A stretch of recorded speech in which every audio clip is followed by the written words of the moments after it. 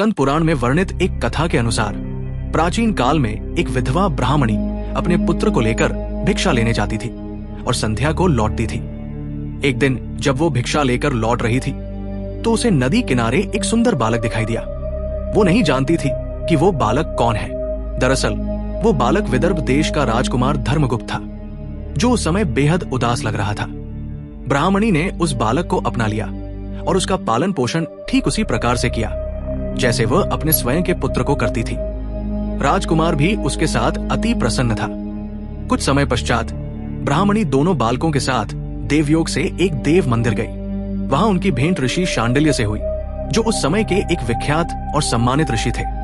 ऋषि ने ब्राह्मणी को बताया कि जो बालक उन्हें मिला है वो विदर्भ देश के राजा का पुत्र है, जिनके पिता युद्ध में मारे गए थे। राजा तो युद्ध में मारे गए, लेकिन बाद में उनकी रानी यानी उस बालक की माता को एक ग्रह ने अपना भोजन बना लिया था। ये सुन ब्राह्मणी बेहद दुखी हुई। तभी ऋषि शांडिल्य ने ब्राह्मणी को प्रदोष व्रत करने की सलाह दी। ऋषि की आज्ञा से दोनों बालकों ने भी प्रदोष व्रत करना शुरू किया। सभी ने ऋषि द्वारा बताए गए पूर्ण विधि विधान से ही व्रत संपन्न किया, लेकिन वो नहीं जानते थे कि ये व्रत उन्हें क्या फल देने वाला है। एक दिन दोनों बालक वन में घूम रहे थे, तभी उन्हें कुछ गंधर्व कन्याएं नजर आई।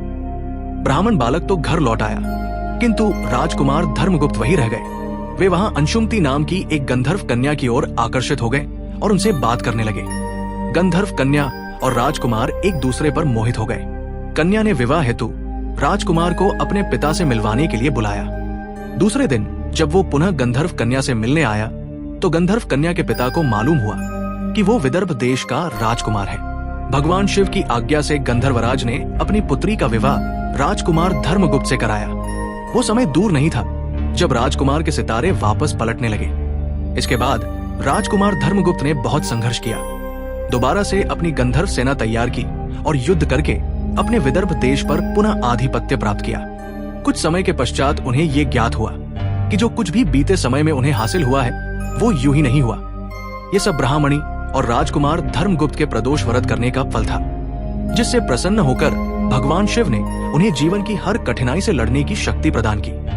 ये व्रत मुख्य रूप से भगवान शिव और माता पार्वती की आराधना के लिए किया जाता है। मान्यता है कि प्रदोष व्रत करने से समस्त पाप नष्ट होते हैं और भगवान शिव की कृपा से धन, समृद्धि, संतान सुख, आरोग्य और मोक्ष की प्राप्ति होती है। जो भी भक्त श्रद्धा से इस व्रत को करता है उसे अकाल मृत्यु का भय नहीं रहता।